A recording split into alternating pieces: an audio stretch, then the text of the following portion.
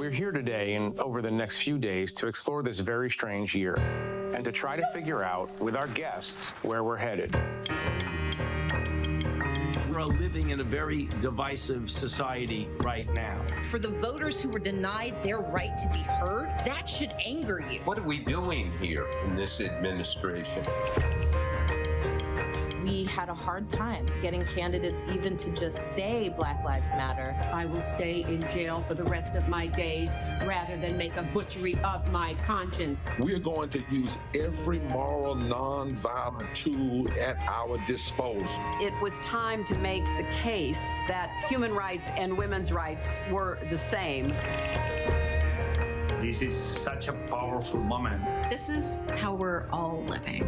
We're living through a mass rejection of reason. We lost about 80% of our business in 8 weeks. By the time this is done, we'll be at over $20 trillion of total economic cost. I just got a message. The Republicans may let the CR go on a voice vote. If so, do you want to call for a recorded vote? But leave it up to Steny. If you have to run the House of Representatives from this interview, that's fine. Our society wants us all to live in a box and eat hamburgers and watch dumb TV. Everybody has a compelling story if you're just willing to listen. It's we the people that make the difference. The goal here is to create participation. And we can use our voices to make sure that we hold people accountable. There are periods in American history when we've made large, profound leaps forward.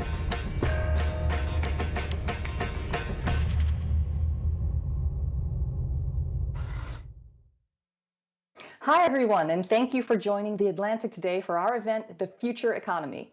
I'm Susan Salney, a contributor to Atlantic Live. Over the next 2 hours or so, we're going to take a look at how the global pandemic and the biggest recession in 100 years has changed our economy, not just over the past year, but for years to come. And as the gap between rich and poor grows wider, there are so many questions to consider. Are we witnessing a great migration from cities to more affordable suburban regions? Will we ever return to traditional offices full-time? What jobs will offer a path to opportunity? What policy changes on the federal and local level would make sure essential workers aren't left behind? We have a great lineup today, beginning with Treasury Secretary Janet Yellen in just a few moments. But before we get started, we want to thank the MITRE Corporation for supporting the Atlantic's journalism today. And we want to remind our viewers to be part of the conversation, at least from your computers.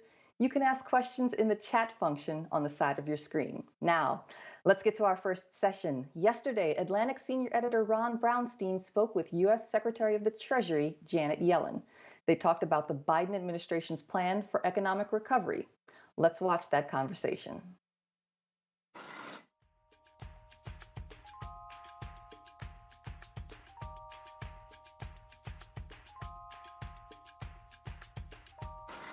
Treasury Secretary Janet Yellen, thank you very much for joining us.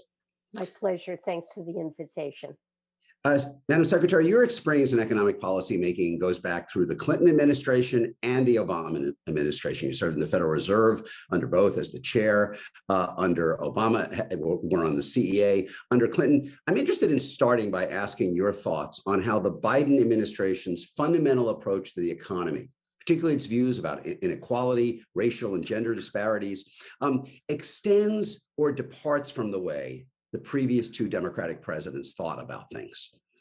Well, I think that both President Clinton and President Obama, both of whom I was honored to have a chance to serve with, were very concerned about fundamental problems of inequality, child poverty, inadequate access to health care, slow growth, structural racism.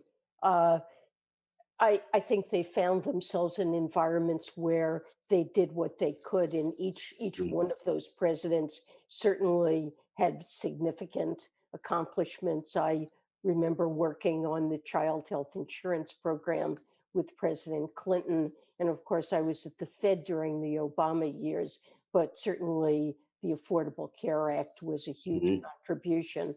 But I would say that President Biden is taking a very ambitious approach, a comprehensive approach that we haven't seen in a very long time to address the long-standing, well, first and foremost, the immediate priority was the pandemic and providing relief. But then in the jobs package and in the families package, the president is addressing long-standing problems with the U.S. economy. Things that have not been addressed have gotten, if anything, worse over time, but certainly haven't improved, and really can't be addressed through just making sure that the economy operates at full employment or through a trickle-down approach. So he's taking a very ambitious approach at making up really for over a decade of inadequate investment in infrastructure, in R&D, in people, in communities, in small businesses. And it is an active approach, but we've gone for way too long letting long-term problems fester in our economy. Let me jump right in there, because obviously one of the differences is the sense of scale in this administration proposal. The jobs plan, the infrastructure package, over $2 trillion in new spending, the families package, about $1 trillion in new spending, and another $800 billion in tax relief. Can you explain why you believe the economy can sustain so much more government activism and spending? Well, first, the rescue plan, which is going into effect, was enacted. That's really meant to provide the resources to address the pandemic, to get our population vaccinated, to improve testing, and to get the economy back on track, to make sure that especially those communities which tend to be low wage, and especially communities of color, get the relief that they desperately need in order not to be scarred by this pandemic. It was a 1.9 trillion package. We got to that number by adding up the things we thought we needed to do to provide relief to state and local governments that had shortfalls, to prevent evictions, for renters, for homeowners, to get checks to people, child credit, child care expenditures. Really want to get through this, get the economy back on track. And that is a lot of spending in a short period of time, mainly this year and next year. But while the families plan and the jobs plan have high price tags associated with them, these are long-term programs. They're spread over 8 to 10 years, in some cases even longer. And so the annual scale of spending is substantially less than we had with the ARP. And these are investments that we need. Expect them to occur when the economy is back operating at full employment, to spend out gradually over time. We have proposed to pay for these. So this is not all going to be deficit spending. We've proposed higher taxes on corporations and on the top 1%, and mainly the top 0.3%, that they need to contribute their fair share. And I would also say we've proposed to improve tax compliance. And it's really shocking and distressing to see estimates suggesting that the gap between what we're collecting in taxes under our tax law and what we should be collecting if everybody were paying the taxes that are due, that amounts to over $7 trillion over a decade. And we're trying to make meaningful steps to close that gap. Even reduced to kind of annualized expenditures, this plan, maybe $300 billion a year, maybe a little more. You're increasing government share of GDP. And as you say, you're raising revenue to do that. Government's both spending and taxes as a share of GDP. Is there a risk of raising, is there a risk to overall economic growth if government's share of GDP grows in the way that it would under your plan? Well, it does involve a reallocation of resources toward these kind of programs and away from other things. And, it may be that interest rates will have to rise somewhat to make sure that our economy doesn't overheat, even though the additional spending is relatively small relative to the size of the economy. So it could cause some very modest increases in interest rates to get that reallocation. But these are investments our economy needs to be competitive and to be productive. And I think that our economy will grow faster because of them. There's a very high payoff to government-sponsored R&D. We saw that in the 60s, and we're proposing to return R&D spending toward the levels it was at in the 1960s. We need to invest in our workforce.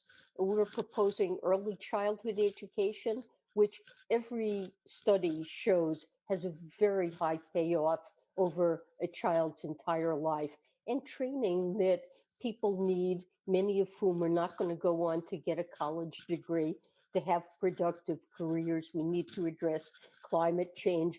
These are investments in our economy. And I would say also paid leave and child support, child care is going to, I believe, raise especially women's labor force participation. One of the ways we really differ from many other advanced countries is that we provide very little support for especially women to participate in the labor market. And so this has a demand effect on the economy, but really it's going to have important supply effects on the economy as well. I was going to ask you about what, we've been talking about some of the potential challenges created by these additional investments. Let me ask you about the principal benefits, because you talked about growth. Is the payoff for both the physical infrastructure investments and the human capital investments primarily in the overall level of growth that you expect in the economy, or do you expect changes in the distribution of that growth? Do you believe this would have a meaningful impact, for example, on the levels of inequality we have been seeing in the economy over the last 4 or 5 decades? I believe that the overall program will make a big difference to inequality. When you think about the kinds of investments that are most needed to address it, it's investments in people to make them able to qualify for better jobs with upward mobility. And so investment in early childhood education, in free community college, making another 4 years of education the norm in America is going to address inequality. But there are many other aspects of these policies that are also going to, in other ways, address inequality. For example, there's a proposal in the jobs package to provide much more support for older people who need home care, or for those who are disabled. And along with that is a proposal to improve the quality of jobs in home health care. They're mainly minorities, mainly women who work in these jobs, and they're very insecure and have low pay. And there is a direct proposal to improve job quality there. So there are many ways in which there are going to be direct intervention.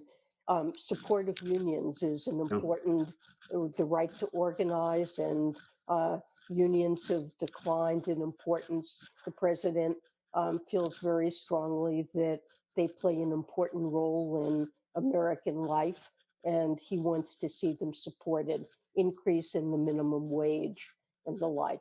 Those issues that you just cite seem to me to raise another important question in terms of continuity or evolution from previous administrations. You've been a labor economist. You served under Bill Clinton, who was famously used to say, what you earn depends on what you learn.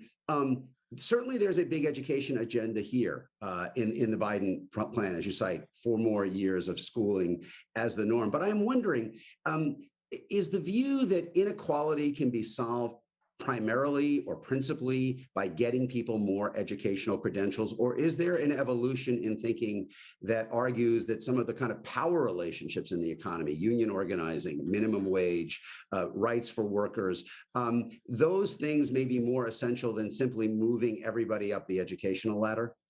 Well, I think both are needed. So I agree, it's not only a matter of education, although that's core and very important, but yes, standing up for labor, making sure that workers have the power to stand up to, we have according to much research, a decrease in competition in the economy. More large firms dominating substantial pieces of the economy, regulations that hold down wages that should probably be addressed, non-compete clauses that have become very common even for low income workers. So yes, there's more to do than simply investing in education. Some of these things need to be addressed directly as well. Madam Secretary, let me ask you, the Republicans, one of the principal critiques of the plan is not only the scale of it, but how you would pay for it by raising taxes on corporations and top earners. I have been covering economic policy and policy debates in Washington since the Reagan administration. Ronald Reagan and Donald Trump cut taxes and got a lot of economic growth. Bill Clinton and Barack Obama raised taxes and got a lot of economic growth. George W. Bush cut taxes and didn't really get any economic growth. As you kind of look back over these last 4 decades, it just sort of makes me wonder, are marginal tax rates as powerful a lever in shaping the trajectory of growth in the economy as they are often portrayed to be in either direction? So I think the answer is that they're much less powerful in influencing growth in either direction, as your question suggests. In economic theory, marginal tax rate should influence the cost of capital. When you cut them, it should boost the incentive to invest. And it's often assumed that's a theory, and it's often assumed that theory works. And it's what caused President Trump and his economists to assert that, for example, the 2017 Tax Cut and Job Act would stimulate a surge of investment. But the truth is, that isn't what happened. What actually happened is that stock buybacks and dividends surged. Workers didn't see any significant increase in their wages, and there was no burst of investment. And a lot of investment is it is not impacted by taxes. We've exempted some of the normal return to investment from heavy taxation, and raising taxes mainly hits the extraordinary return to capital, which seems to have very little impact on investment.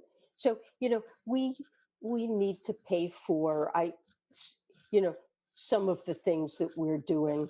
I think we have a reasonable amount of fiscal space because we're in an environment, have been for a long time and probably will be for a long time to come, in an environment of low interest rates. But we have an aging population.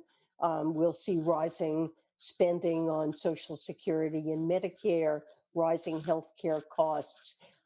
We need to make sure that deficits stay small and manageable so that the country's on a sustainable fiscal course. And, if I were a business person thinking about this program, in spite of the fact that it does involve an increase in corporate tax rates, although still below the level that prevailed for most of the post-war period, I would say to myself, the infrastructure we have in the United States is crumbling. We rank 13th in countries around the world in terms of the quality of our infrastructure. Firms lose lots of money because of delays in being able to ship goods over our roads and bridges, and we need to invest in these things. And of course, climate change is really an existential threat, and we need to invest there too. Let's talk about that, because you have described it, as you just did, as an existential threat. What is the role that the financial system can play, and maybe even more specifically, the financial regulatory system can play in encouraging the transition toward a lower carbon economy? So there are a number of different roles. Clearly at the end of the day, private investment is going to have to play a really critical role in providing the funding for the investments we need to make the transition to net zero. And there is a large and growing interest in sustainable investments, especially among the biggest firms, the biggest investment firms. But in order to make these investments, two things I think are necessary. The government has to have a real plan for how it's going to address climate change, and that plan needs to be made public. And these programs the president's proposed do that, but also they need the information about individual companies in order to be able to evaluate how they'll be affected both through physical changes associated with climate, but also changes in prices and along a transition path. So there is a demand worldwide for information, consistent information to guide investment decisions. The Financial Stability Board set up a task force on climate-related financial disclosures, and they have come up with a set of standards for disclosures that many companies are voluntarily adhering to, and a number of countries are going to make mandatory. And so in the United States, the SEC has put out a proposal, call for comments on climate-related disclosures. And I know in the days ahead, they're going to be considering, and it's up to them to decide this issue with public comment, but I expect them to consider also mandatory disclosures. In addition to that, so I, as Treasury Secretary, head the Financial Stability Oversight Council. And an important issue is what will be the impact of climate change on our financial system and on major financial institutions. And it's a responsibility of all the regulators of key financial institutions to make sure that they are evaluating the risks these institutions face from climate change and that they're managing these risks appropriately. The Federal Reserve, for example, has announced a major program of examining the largest institutions, working with them to develop different scenarios and assess their vulnerability and preparedness to deal with climate change. And FSOC is bringing together all the regulators to develop share information about strategies to do these evaluations. Another thing I would say is that climate change is not just a US problem, it's a global problem. And we need to make sure that there's an adequate flow of capital, especially to developing countries, to low-income countries, for them to be able to address climate change. So Treasury is working with the multilateral development banks to make sure that in their lending, which is very important in the developing world, that they promote both adaptation to climate change and sustainable investments. So the flow of capital into appropriate investments is really critical. And in some of these ways, I think the Treasury can make a difference. We've formed a new climate hub at Treasury because different pieces of Treasury are involved in domestic regulation through FSOC, in our international involvement. We have an economic policy group that contributes to domestic economic policies on climate change.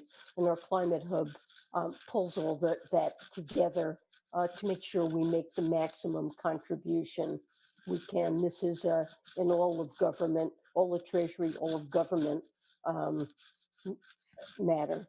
Secretary Yellen, thank you. We've covered a lot of ground, from spending to taxes to climate to the evolution of democratic economic policy making. Thank you so much for spending time with us. My pleasure. Thanks so much for inviting me. Thank you. Next up, a session on the workplace revolution with Steve Case, the CEO and chairman of Revolution, and Derek Thompson, staff writer at The Atlantic.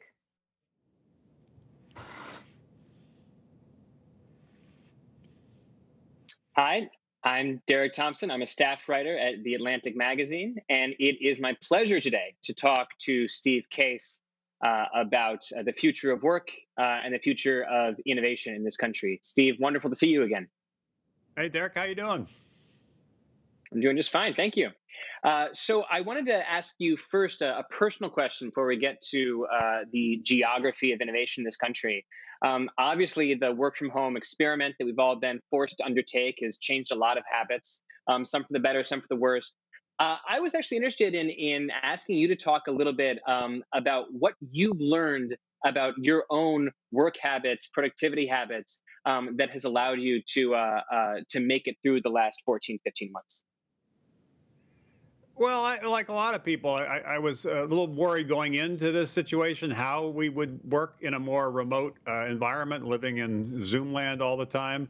And for the most part, it's worked better than I would have expected, including for me. We spent most of the year, we have a place about an hour outside of Washington, D.C. We spent most of the time there. But also more recently, I'm actually in my office right now in Washington, D.C. We're not officially open, but sometimes I do come in because I find I can be sometimes a little bit more productive, a little bit more in flow if I'm here, and plus the broadband connectivity is a little more reliable. And I think that's going to lead to, as a lot of people have talked about, as we head into the summer and particularly head into the fall, although working remotely and being able to work autonomously, independently, and do all that work from wherever you might choose to do it, there also is going to be some value in people being together again, and I'm looking forward to that. To what extent do you buy this emerging narrative that one of the lessons from the last 14, 15 months is that offices, in large part, might be a little bit overrated? Not that offices don't serve any purpose. Obviously, it's, I think, really important for people to be able to come together, understand who their colleagues are, feel the psychological safety to be creative, but that offices might be overrated as an assumed necessity, especially for the kind of white collar work that you and I are talking about right now. Yeah, I think that's probably true. It's a little bit of a dynamic where there's sort of a shake the snow globe moment, and it forces people to rethink things and reimagine things. And I think we are for sure going to move into much more of a hybrid world. There will be some companies, just as there were before, that do try to operate entirely remotely with an entirely dispersed workforce. There will be some who go back to kind of what they would consider normal, where they really do expect people to be in the office, 5 days a week. But I think for most organizations, there'll be some version of a hybrid workforce, which actually is going to be harder, I think, than people think. I think when everybody was in the office, it was something that people were used to, and it was, generally worked reasonably well. When everybody over the last year or so has been remote, they've all been kind of on the same playing field, usually a box and a Zoom screen. That it's had some challenges, but for the most part, it's worked pretty well. These hybrid environments where some people are in the office and some people are going to be remote, I think it's going to be much more difficult, including culturally. How do you make sure the people who are remote feel connected, feel like they're in the room where it happens, and not feel like they're missing out what's happening on the office side? And similarly, the people working in the office, maybe how do you avoid some resenting the fact that other people are deciding to be in other places and able to get their work done? So I think it's going to be a tricky environment to manage. I think offices will be important. Most people will rethink what the offices are. Before, you'd be in the office working, and then you'd go to something like an off-site to have strategic brainstorming. Now offices likely will become more the on-sites, and maybe you're doing some of your work remotely and you're coming together to have those kind of creative brainstorming, collaboration kind of dynamics. The other thing that's changed, I think, is the recognition that innovation can happen anywhere. And it doesn't just don't have to be in Silicon Valley to be part of the innovation economy. I think there's a growing recognition that you can be anywhere, and we're seeing more and more entrepreneurs start and scale companies everywhere. Yeah, I mean, I know I have a friend out in Silicon Valley who is a VC I believe, in San Francisco, and they poll their companies every single year and ask them, what's the best place in the world to start a company? And an answer on that questionnaire has always been nowhere, essentially, or nowhere/everywhere, to essentially have a startup that is a distributed startup where there is no official headquarters, there's no official central office. Last year, 6% of their portfolio companies said the best place to be was nowhere. I believe 50% said Silicon Valley. This year, 41% said nowhere or/everywhere. So the share of their portfolio that said the best place to start off was the city in the cloud, the city that is everywhere of the internet. That is an increase of a factor of 7. And you see this a little bit in the migration data, that superstar cities like San Francisco and New York have lost a little bit of talent. People are getting really excited about places like Austin and Miami being sort of the new Silicon Valley of Texas or Florida. Is this moment, this pulse, where, as you said, we're experiencing the snow globe moment where the pieces are in flux and we're figuring out the next best place to serve as a hub, do you think this moment is going to end up being good for the country? Oh, it'd be great for the country. We've been talking about this for a while. Actually, 10 years ago, I was asked by President Obama to chair an initiative called Startup America to promote regional entrepreneurship. We launched our Rise of the Rest effort over 6 years ago. We've done bus tours now to 44 cities. We've made investments in over 70 different cities. And we've long said that it's crazy that people feel like they have to be in a place like Silicon Valley or New York City to be part of the innovation economy. Venture capital, if you look at the data, last year, 75% of the venture capital went to just 3 states. California, New York, and Massachusetts. So the other 47 states are fighting over 25%. And we said that's crazy. We should level the playing field so everybody everywhere has a shot at building a company, a shot at raising venture capital, a shot at really the American dream. And I think this pandemic, while there are obviously many, many terrible, tragic aspects of it, I think one of the silver linings is an acceleration of this idea of the rise of the rest, this acceleration of the idea that talent can disperse, over time capital will disperse, which means over time jobs will disperse. And instead of having a situation where some folks on the coast are doing really well, a lot of people, particularly in the middle of the country, are struggling, feeling kind of left behind, there'll be much more optimism in these cities. We will have a more evenly dispersed innovation economy. So again, I don't want to make light of what's been a terrible tragedy on so many levels, but I do think if you think about the nation 10, 20 years from now, this is going to be a moment where we look back and say, this really changed how people thought about innovation, changed how people thought about place, change how people thought about offices, and change how people thought about startups, entrepreneurship, innovation, and it will lead to a more inclusive innovation economy, including more people and more places. Right. And there's a macroeconomic side to this, too. The economist Enrico Moretti pointed out, I believe, in a paper about 10 years ago, that one of the problems with the U.S. economy is that our most productive people tend to concentrate in a small handful of cities, like the ones you mentioned, probably within the 3 states that receive 75% of VC investments. And so the issue with this is that they tend to bid up housing so much that middle-class people who can't necessarily afford that housing move in and have their own special and smart and interesting ideas. They can't afford to live there. So you essentially have innovation clustering in places like San Francisco, where housing is way too expensive for the middle class to be. As a result, you price out the middle class and you force people to live sort of spread out across the country rather than sort of concentrating in cities where they could be really, really productive and generate some new fantastic ideas. One question that I wonder, though, about sort of this moment that we're seeing is I would love for it to be a democratizing moment in American innovation history, but I do wonder whether we might just be seeing a small growth in the geographical aristocracy. So that maybe, in 2015, you would have said, there's 5 cities or something that are dominating in VC investment, San Francisco and San Jose, New York, Boston, Seattle. Is it possible that we're just seeing like a few more cities being added to that list, that like it's Austin and it's Miami, but that we're not seeing the right amount of VC dollars and interest flowing to places like St. Louis and Indianapolis and places like that? No, I think it's going to be much broader. And I give credit to Austin. There's good momentum there. Miami, there's good momentum there. But as I said earlier, we've now invested in over 70 cities, visited with our Rise the Rest bus tour, 44 cities, and we're seeing remarkable innovation in all these different cities, including St. Louis, including Indianapolis. Indianapolis, for example, has a very hot enterprise software kind of hub there, in part because of the success of ExactTarget that's starting to scale there. Salesforce acquired it several years ago for nearly $3 billion. Salesforce now has 2,000 employees in Indianapolis, their second largest office outside of San Francisco, and an ecosystem has been built up there. We've made several investments there, but we've invested in places like bigger cities like a Chicago or here in Washington, D.C., and some of these medium-sized cities, including what you mentioned, St. Louis, Indianapolis, but also Detroit and Nashville and Atlanta and Denver and Phoenix and Minneapolis. I could give you dozens of names, and that's, I think, going to surprise people over the next decade. It's not going to be a few more superstar cities. It's going to be far more, dozens of cities that really emerge if the leadership in those cities focuses on this as a moment, recognizes that startups are the big new companies, are the big job creators, are able to attract the talent, are able to attract the capital, are able to create a culture around innovation and entrepreneurship and risk taking in their communities. I think this is going to be really interesting to see how it happens in the next 10 or 20 years. It's sort of like the firing gun has been fired off in terms of this next wave of innovation that will disperse. What's not clear is which are the cities that are really going to rise up. And I think people will be surprised by some of the ones that really end up being really important startup cities 10, 20, 30 years from now.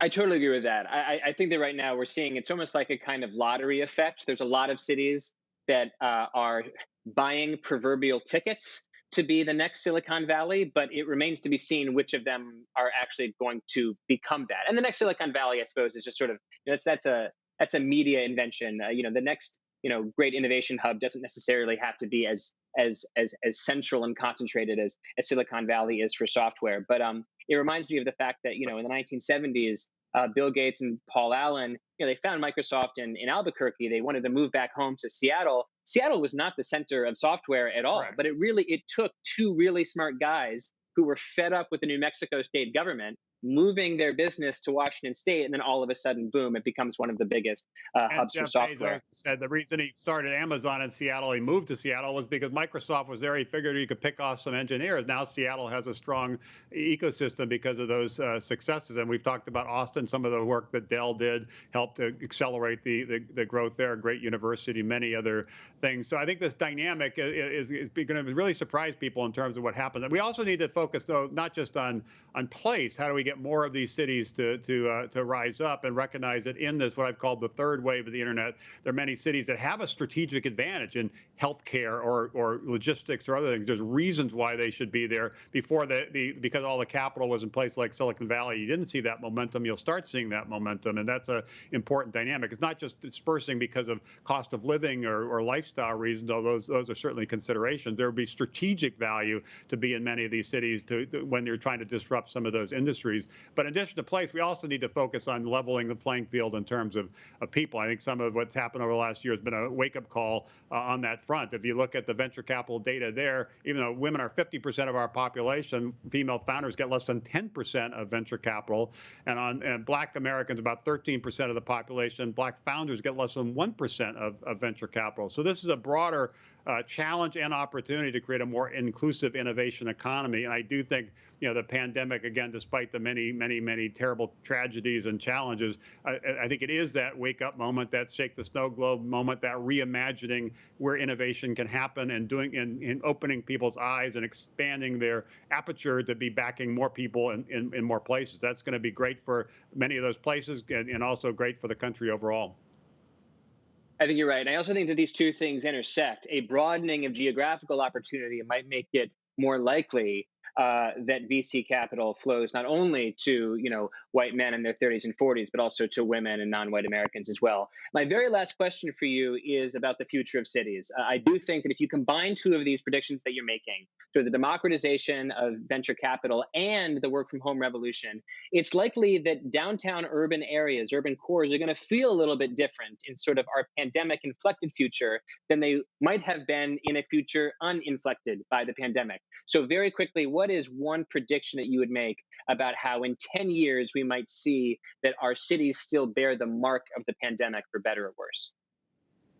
Well, I think you will see a revitalization of a lot of downtowns. That started to happen over the last few years. I think that will accelerate over the next few years. There are many cities over the last several decades where there has been a brain drain of people leaving those cities, or people leaving the city to go to the areas around the city, suburbs, exurbs, things like that. I think you'll see more downtown clusters, which does allow creative people to come together, which is important. There is something to that idea of clustering. It's why I don't think we'll move into an entirely remote world. But the flexibility people will have, and companies will have, and investors will have, I think is going to really be remarkable. And I'm hopeful that more venture capitalists are starting to look in other places, are starting to back other people, because before they had to figure out a way to connect to you and come visit you in Silicon Valley. Now you can visit them on Zoom, and it doesn't really matter if they're a block away or 1,000 miles away. That helps level the playing field. And so hopefully as people move back into kind of some version of normal, that dynamic will continue, and we will be backing more entrepreneurs in more places. We will be creating more startups in more places. We will be creating more jobs in more places, and we'll start closing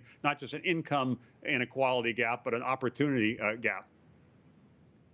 That's great. Well, Steve, I think actually you are physically only a few blocks away from me because I live in Washington, D.C., but it was wonderful to visit with you on Zoom just now and offer a glimpse of this brave new world that we're talking about. Steve Case, thank you very, very much. Great to be with you. And now, a session brought to you by our underwriter, MITRE, with Dr. Jay Schnitzer, Vice President, Chief Technology Officer, and Chief Medical Officer at MITRE, and Dr. John Halamka, President of Mayo Clinic Platform. Here to lead the conversation is Nick Thompson, CEO of The Atlantic. Hello, I'm Nicholas Thompson. I'm CEO of The Atlantic. It is my great pleasure to be here with Dr. Jay Schnitzer, the Chief Technology and Medical Officer of MITRE, and Dr. John Halamka, Mayo Clinic President of Platforms. Hello, Jay. Hello, John. Hey, great to see you. All right, first question. So clearly, one of the things we need to do is to get the vaccine hesitant people to get vaccinated in this country. And last night I was playing soccer, and afterwards I was talking to one of the guys I was playing with, and he said he hadn't gotten his vaccine. Everybody else has at least signed up for an appointment. And he said, well, I'm worried about the health effects. I don't trust authority. I had a conversation that probably a lot of people have had. I said, well, you're going to need to get a vaccine if you're going to go to a Nets game, because you're going to need to show it on your medical credential, or what some people call the vaccine passport. So help me understand, is having verifiable information showing that you've gotten a vaccine on something, is that going to be a key tool in getting everybody vaccinated? We've known for several months that vaccines are the way out of this pandemic. There are lots of other things that help us bridge to that, but getting vaccines at scale into the population with adequate vaccination is the only way to get out of this pandemic. And right now in this country, we are in a race between vaccination and variants, and we have to win the race. We have to accelerate the rate of vaccination such that we suppress the variants. If we fail to do so, we're going to be in very serious trouble. And when they are vaccinated, there will be occasions, if they so choose, when they want to do something where they will be asked for proof that they've been vaccinated. We want to make sure that at their full control, and only if they want to, having been vaccinated, they can produce a credential that verifies that they have in fact been vaccinated. So imagine that, to Jay's point, with my choice, I want to go to a concert. And the concert has said, well, you could be vaccinated. That's one kind of credential or verifiable information. Or you could have, say, a PCR test that was negative within the last 72 hours. Or we have this on-site testing, and we'll test you here. Your choice, right? All up to you. Society needs a way of producing, for entry into such events, verifiable clinical information that the individual controls, right? This is not about government tracking or some corporate database. So we've worked together now with over 300 organizations to produce a free open source standard that enables the presentation by the patient, by the consumer, of signed, digitally validated information. If I got my test at Mayo Clinic, it's signed digitally by Mayo Clinic. And when I go to an event, it's checked against Mayo Clinic signature to make sure it is valid and that in fact, I am presenting a credential that is a reasonable way for me to get into such an event. And when we talk about this app, whatever it is, if it turns out that this app can be built quickly and work extremely well, but only on high-end Android phones and iOS phones, is that a good thing or a bad thing? I am very concerned about the digital divide, disparities, and equity. So as we designed this, what we said is it needs to be rendered on a piece of paper with a QR code that embeds that digital signature that anyone can get for free and carry with them anywhere with zero technology investment. How do we meet the patient, the consumer, at their level of income and technological comfort? This has some similarities to the contact tracing apps that were a bit of a failure in this country. Explain why this might work where the contact tracing apps failed. There's a fundamental difference between what the contact tracing apps are designed to do and how they do it and how they engage with the healthcare system and what this kind of credential is all about. This kind of credential is for the individual, under the complete control of the individual, and has the individual's information contained in a very safe, respectful manner. Contact tracing is all about public health. And it's all about having public health agencies and officials have access to the data. Big difference in terms of how it's handled. And that's why one is going to be very successful and the other one not so much. Let's go to a different topic, which is what we've learned during this pandemic that will, God willing, help set us up better for the next pandemic. We have, in the last 20 years, digitized our healthcare system. Doctors and hospitals have electronic health records. So that means we're capable of extracting data and analyzing that data to deliver knowledge, new cures, new treatments. In the first few weeks of the pandemic, we started asking clinical questions like, what was the efficacy of an anti-malarial drug, hydroxychloroquine? We were able to go out to the hospitals of this country and in an anonymized, aggregated way, ask them to submit data to an analytical engine to determine that these anti-malarial drugs really didn't help so much. And we did all this from start to finish in 2 weeks. And so what it illustrates is that a properly instrumented healthcare system with the right urgency can discover new knowledge in very short time for very low dollars. And I'll just add to that about mRNA and other new platforms. Yes, we've absolutely learned about new platforms that we didn't have before a year ago, and we didn't even know whether they'd work. And we now know that we can create new countermeasures, vaccines, drugs, therapeutics, even diagnostics, what have you, on platforms that are based on chemistry, not based on biology, that'll be far faster and more reliable. We've learned, if we compare what went on in this pandemic versus some pandemics over the last 20 years, 80% of the findings in those previous events in the after action reports and 80% of the recommendations are going to be true for this one too, which means we haven't really learned yet from the past. And this time we got to make sure we learn. We have to be able to carry them out. There's nothing like a sense of urgency to bring people together. And so to give you this concrete example, on March 13th of 2020, Jay and I just started getting email from a number of colleagues. By March 20th of 2020, we had 1,000 companies working together with the MITRE Corporation serving as an independent facilitator, right? It's a nonprofit person in the middle that everyone just could trust. And we were doing this for the benefit of society with the hegemony of none. It was no cost to anyone. It required no legal agreements. It only required the willingness to be helpful. And that lesson learned, this coalition building, has been, to me, one of the great takeaways of the COVID era. And it's been, the COVID era has been horrible and immensely painful. But what are the other things that we've gained from it? We've learned how valuable telemedicine and telehealth are and how it can be used at scale beyond anything we've done before. And that's going to endure. But it isn't so much a technology that we will now use forever. It was a cultural change. And I use the example of my almost 80-year-old mom, who is not a technology guru. And she, over the last year, said, well, by force of fear and convenience and access, I've learned to see my doctor and get 100% of my healthcare virtually. And I like it. and I want it to continue. And so as Jay and I did surveys with our telemedicine task force, what we discovered is over 75% of people in this country engaged with their clinician, had a great experience with their clinician, and want that to continue in a virtual way. So, wow, how often do you see a cultural change in 10 months? And you think that the spread of telemedicine and some of the advantages we've seen in how research is done will also apply around the world? We're at this moment right now where it feels like we're starting to get the crisis in hand in the United States, but it's now massively out of hand elsewhere.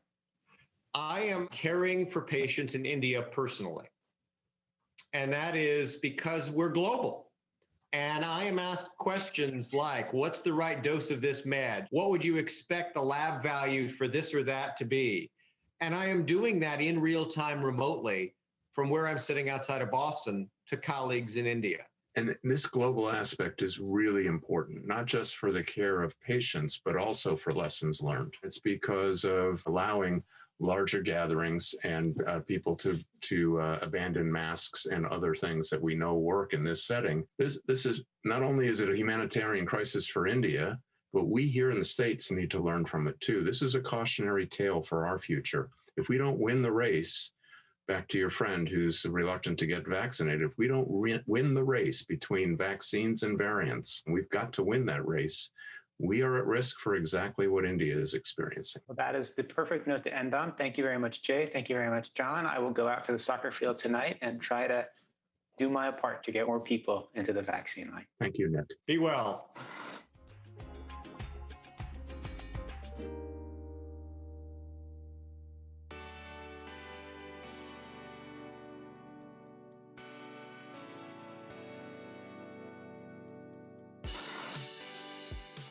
Once again, thank you, MITRE. Now I want to introduce Jessica Bruder. She's the author of Nomadland, Surviving America in the 21st Century, the nonfiction best-selling book that inspired the Oscar-winning movie Nomadland. Jessica, welcome. Hi, Susan. Thanks for having me. Huge congratulations on the success of your book and the film. For people who might not be familiar with it yet, can you tell us about how you came up with the idea to embed yourself with older people using their cars, vans, and RVs as shelter of last resort, looking for work around the country? Absolutely. It began when I learned about a program that Amazon still runs called Camper Force, which at the time I studied it was comprised of mostly people who were at or nearing traditional retirement age. And many of them could not afford traditional housing and had basically taken off in homes on wheels. So I started out looking into the Camper Force and learned that there was a whole shadow economy of jobs soliciting these transient workers. Many of them were pushed out of traditional housing by the 2008 crash. Many of them had been caught between flat wages and the rising cost of that traditional housing and never anticipated finding themselves on the road. But there they were. So I've followed them over 3 years and 15,000 miles. And that's where the book came from. It's incredible. And as you say, a lot of the people you wrote about lost their homes and livelihoods in the last Great Recession. And here we are again, knowing that the pandemic has put so many people out of work, out of their homes. Do you think that's part of why this topic has resonated with so many people? I mean, it would have been a truly great piece of work at any time, but there's something about our particular moment of crisis that seems so ripe for your message. I do. I think that the pandemic has forced a lot of us to reckon with precarity in all aspects of life and our society. I think a lot of people, because we've been cooped up for so long, the idea of being out on the road in those expansive landscapes really struck a chord. And I think a lot of us have been doing reflection because we've been so cooped up. So for many people, it is a good time for an introspective movie, a quieter film that in louder years might have received less notice. What misconceptions about the so-called nomads were you trying to dispel in the book? Yeah, I think a lot of people in America believe that if you somehow lost in the great casino of our economy, that speaks poorly of you as a person. And what I learned when I was out on the road was that that is obviously not true. I met people from all walks of life, people who had, one gentleman had been a vice president at McDonald's R&D in the 70s. Other people had worked low-wage jobs. Other people had been former media people or teachers, and none of them really imagined ending up out there on the road. So my big goal, because in America, we really look at people who are not in traditional housing, and the stigma is so heavy, and we have a caste system. And I hope that when people see somebody living in a van, that they might think, oh, that person has a story, and start thinking from there about what we can do to create a more equitable society. How hard was it for you personally to live in a van? I mean, did you even have a van? I think you live in Brooklyn. Were you ready to hit the road? I do live in Brooklyn. When I was out on the road, I was in a 1995 GMC Vandora that I named Halen because I really like dad jokes. And it was 19 feet long, 4 tons, definitely crazy to drive. Living in it, it was wonderful to be immersed with the people I was writing about. Never really learned how to heat it well, however, and driving large vehicles is not something I have a particular talent for. But it was really the only way to learn people's stories by becoming essentially part of the furniture. So people get used to you in a way that when I'm reporting shorter pieces, it never really happens. But as a journalist, you've mentioned that you see certain trends repeating themselves. What is the most worrisome to you? One of them right now is just how many of our rights in the workplace have been eroded. We look back at the New Deal when Francis Perkins was the architect of the 40-hour work week, minimum wage, Social Security. We had so much going on that has just been chipped away at over time. And I think we're ripe for a New Deal. I think Biden has a lot of people in place who are talking about these things. And again, I hope we can undergo that sort of renaissance. Just coming out of the Trump administration, where the guy in charge of the Department of Labor was Andy Pudzer, who was the CEO of Carl's Jr., was totally anti-union. Essentially, to steal a joke from Saturday Night Live, it was like putting Walter White from Breaking Bad in charge of the DEA. So I'm hoping we can do better this time around. What can we do as individuals to ease the burden on the growing population of unhoused migrant Americans, people who've been squeezed out of traditional housing, as you say, no fault of their own, through no fault of their own, and who are struggling to make ends meet? What can we do as individuals? One of the simplest things is not to be a NIMBY person. Don't call the police if you see somebody living out of a vehicle. We know that police encounters can be disastrous for many Americans, and we should be avoiding them when we can. We obviously need, again, it comes down to simple things like a stronger minimum wage. If the minimum wage in America had tracked with productivity, we'd be at $24 an hour, which would also be a living wage in that people could actually afford to live full-time on a minimum wage income without spending all of their money on rent and without being that kind of precarious. So there's a lot we can do. And I think it comes down to looking at the housing crisis as a whole and supporting things that will let people get back in traditional housing, but also just more simply being kind to the people who are already out there. Right. I guess you established a real trust with your sources, several of whom appear in the actual movie. Was it hard or not so hard to get them to accept that kind of work? Yeah. Oh, to get the movie work. Oh, they were into it. I remember Chloe Zhao, the director, asking me if I thought Linda May, who was the main person in my book, would be good on camera. And what I told her was, Linda, in front of me as a journalist, never seemed to be turning it on for an interview. She was the same with me that she was with her sister, with a cashier, with anybody else.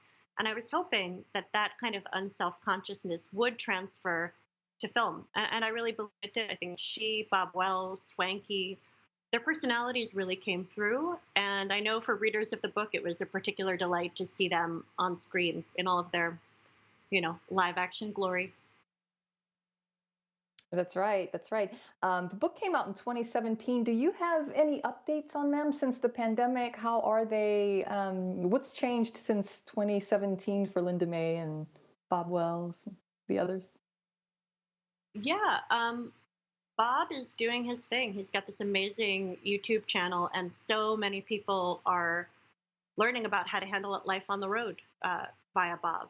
I know we're anticipating a possible mega evictions wave as moratoriums expire, eviction moratoriums through the COVID pandemic. And he already has videos up that are saying things like, here's what you do if you get evicted and you need to live in a vehicle. So Bob is still doing that good work. Linda has settled down. She bought some land in Taos, and she's pretty excited about that. And Swanky's doing her thing. She's still out on the road doing genealogy, which is her favorite hobby. So yeah, people are wandering around. But by the same token, there's a couple people I knew from the book who've passed away on the road. There are people who've convalesced from COVID-19 in their vans. So it's not to say there haven't been some pretty big challenges between 2017 and now as well. Do you think there's an aspect of nomad living that would make it easier to isolate and survive a pandemic like this, or much harder given all the restrictions?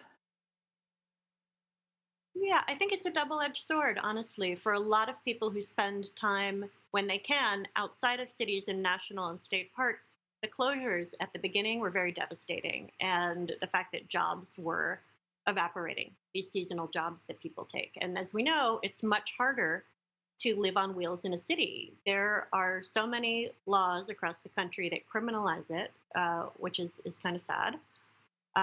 For a lot of people, I was told it was great because if you're in a hot spot, you could leave a hot spot. By the same token, if the government tells you you need to put away 30 days worth of food in your van, even if you can afford that, where would you put it? So again, definitely a double-edged sword if you're on the road. Right.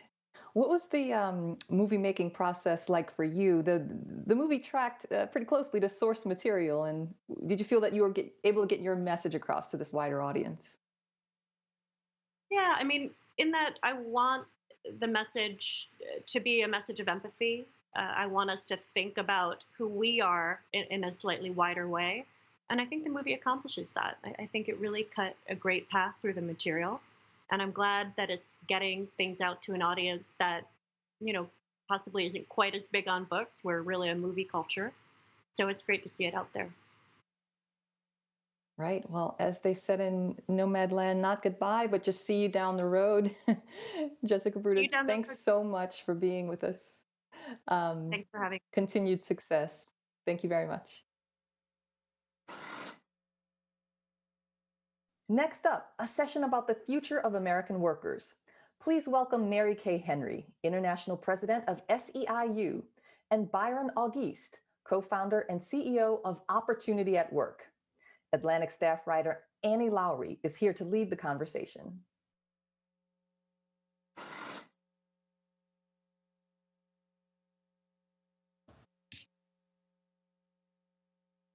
Wonderful. So I am delighted to be here with Mary Kay and Byron for this important conversation about skills and American workers, in particular as the economy begins to recover from the coronavirus recession. So Byron, I want to start with you and talking about this low skill label that applies to millions of American workers in a pretty broad variety of jobs. So when we talk about low skill workers, leaving aside the question of how we should talk about them, who are we talking about? Who's in there? And, is this an appellation that makes sense? Well, I don't think it really makes much sense. I think the term low skilled, when applied to workers and the way it's used, honestly obscures more than it explains. And I think it reflects a lot of biases.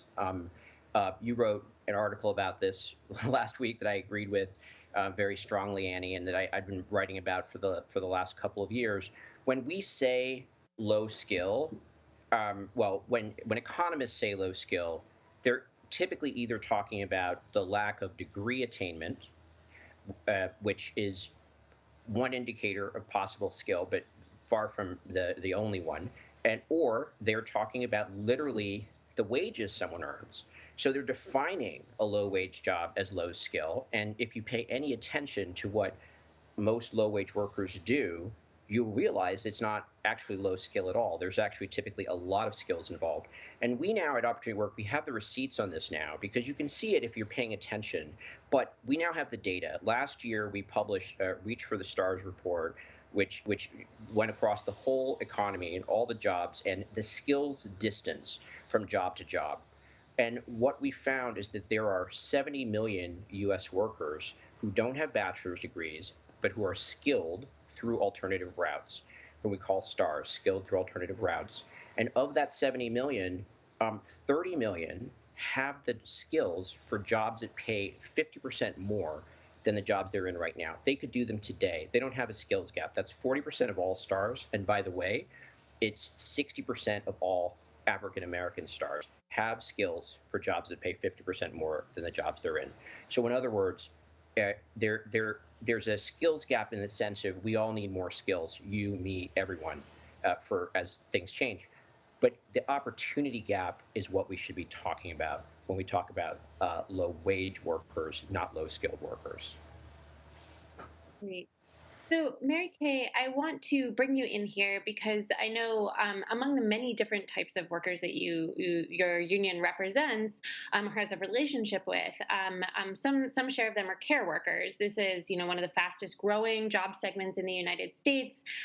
These jobs are often termed as being low skill, though there are many that obviously require pretty extraordinary skills. And these are also jobs that tend to be sort of, in some cases, kind of dangerous or onerous, and also low paid. And so I'm wondering, if you could talk me through how the skills appellation applies to these workers, given that this is such an important segment of the economy, and given that it's one that's going to grow, especially as we have more population aging and folks become older. Well, you described the incredible skill it takes for a home care provider who is in the home of an elder, understanding how to work with that elder to get their clothes changed, to notice skin tone and weight loss and blood pressure issues, to help reduce hospitalization costs for the Medicaid program and Medicare. So I agree with you. The basic case that you made in the article about how low wages are the problem that need to get fixed. And the key thing we need to do is respect the incredible skills it takes to do something like home care. And one of our home care leaders from Washington State, Brittany Williams, who earns $18 an hour, has paid sick leave, has vacation, and first won in retirement because she has a collective bargaining agreement, met with President Biden in January of this year to talk about what it's been like on the front lines of the pandemic, how she lost work for February, March, and April, and then returned to work. But she continued to volunteer with the elders that she cares for because she sees her work as a mission, not just a job. And she made the case that this job has been excluded from fair labor standards, from Social Security, from overtime, because of a racist compromise back in the 30s that said that home care work shouldn't be included in the nation's rights and protections. And Biden has made a decision to invest in this job through the American Jobs Plan and actually include it in thinking about how to create living wages for jobs that are predominantly minimum wage jobs without benefits in this nation. And I think it'll create a huge sea change through government policy and through workers like Brittany who've been organizing together for decades, demanding respect us, protect us, and pay us. And so I want to stay with you for a second to discuss. So when one of these jobs that, again, is often termed low skill, though often anything but, when it becomes a job that is higher paying through perhaps a minimum wage change or the entrance of a collective bargaining agreement, how do we see these jobs change? Does the work change and not just the compensation for the worker when you get those higher wages or those additional protections that might come with a labor contract? Well, one thing that changes is the care that's provided to seniors and people with disabilities, because The workers get access to enhanced training. This same state that Brittany lives in has an education and training program that is helping home care providers care for dementia and Alzheimer's in the home, which takes additional skills. It also equips workers to reduce hospitalization because the union creates a mechanism for workers to have access to technology to be able to directly communicate with primary care providers. So there's a huge change for the consumer. The change in the worker's life is that Brittany doesn't have to work three $7.25 an hour jobs to make ends meet or feed her children. She's able to do one job and actually spend more time with her family and children. And then the third impact is that home care provider has more money in her pocket and is able to spend it in her community. So we're able to see spending stimulate small business growth in communities. And then the fourth impact, Katie, that happens for unionized workers is their sense of empowerment and agency to impact other things in their community besides wages, hours, and working conditions leapfrogs. And one example I can give you is a woman, Tina Watson in South Carolina. She's been active in the Fight for 15 and a union movement. She doesn't yet have collective bargaining, but she's had the experience of joining together and seeing her $7.25 an hour job become an $8 an hour job because she was active. And that empowered her to object when the police harassed her 11-year-old son who went to help a neighbor that was being evicted. He put a toy gun in his pocket. The police frisked him and said, next time something's bad's going to happen. And being a part of a union and exercising her leadership allowed her to go march across the lawn and say, hey, you can't do that to my son. And she filed a complaint with the supervisor. And there's example after example of the sort of multiplier effects that happen when we raise wages and create good jobs and end poverty wage work, but also empower workers to have agency, not just at work, but in their entire community. Okay, great. So Byron, I want to pick up on a thread that you had mentioned before, which is that, we know that workers who obtain a bachelor's degree or a professional certification tend to earn more. They might have more flexibility. They might be able to move to a different labor market. And so I'm wondering if you could talk a little bit about what upskilling is an answer for. And, when you're talking at the level of the individual worker, is that something that they should still be, should still be doing? What's the role of upskilling when you're actually talking about individuals?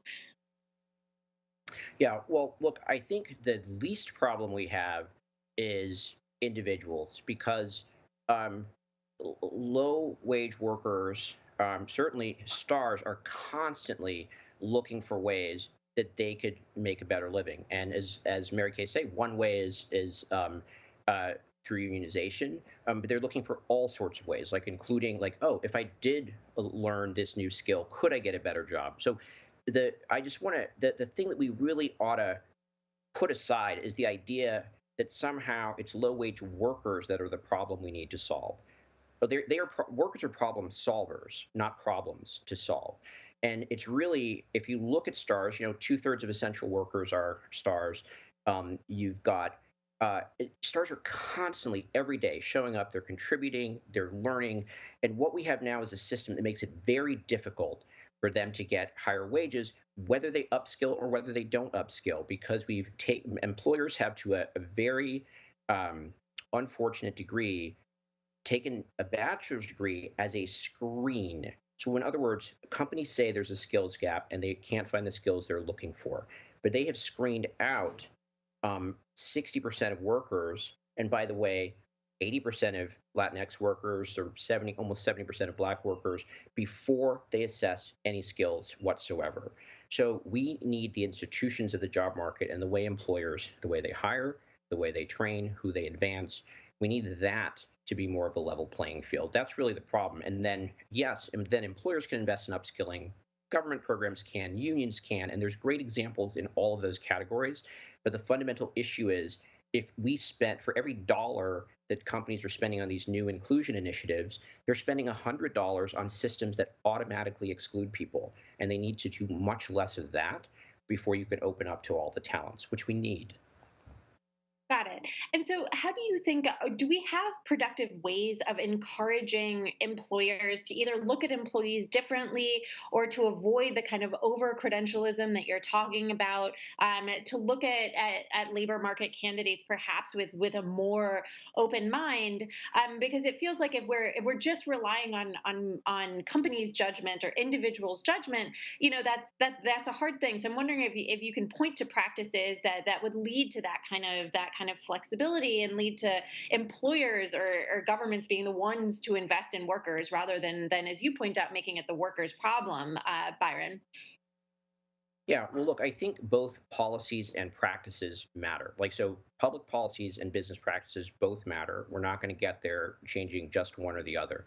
I mean, honestly, a higher minimum wage is an example of a policy that causes employers to have to think harder about how to invest in their frontline workers so that they are more productive. And to the extent that there are missing skills, or not missing, but skills that you want to evolve over time. I think Mary Kay put it really well in the new skills that you want home care workers to adopt over time. So I think a higher minimum wage forces employers to think about that more seriously. So that's an example of a policy. But in terms of business practices, what we tell employers is, number one, remove the generic bachelor's degree requirement, which is the biggest single barrier to doing it. But now, once you stop screening people out because they lack the pedigree, then you have to figure out, well, how do you screen them in based on skills? Now, that could be through certificates, that could be through training programs, but the point is they should solve that problem. Just like they decide which campuses they recruit in for which roles, they need to decide which alternative routes they recruited. And there are many. There are wonderful programs, and there is so much talent.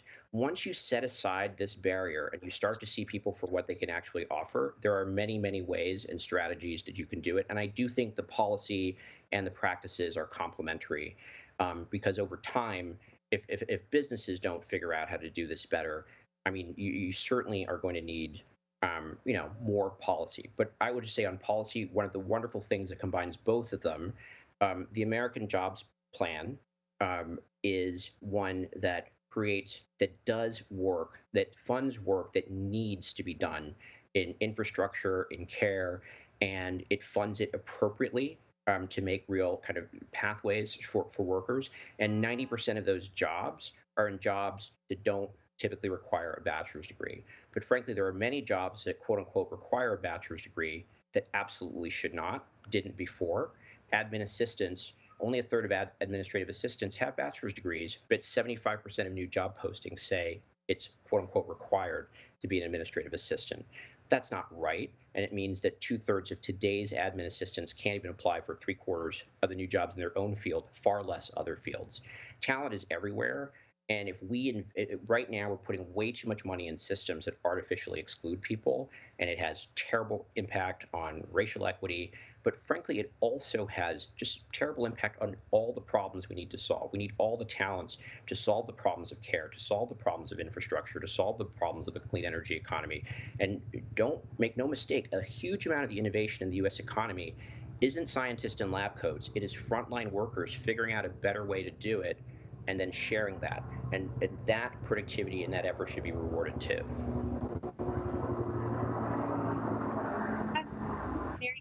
You could reflect a little bit on the pandemic and the recession that came with it, which obviously put a tremendous amount of focus on both the importance of essential workers in the economy and the things that many of them still lacked in terms of just a floor for a safe job. So hazard pay, paid time off. Now that we're coming out of this period of the worst of the crisis, though obviously it's still very much with us, and into this period of legislative change, I'm wondering if you could talk through sort of top priorities, given that it does seem that we are on the cusp of getting legislation and have already gotten some that should be affecting millions of workers. Well, I think Byron made this point that the pandemic has forced a reckoning in this nation across civil society on deep systemic injustice and inequality that's been baked in.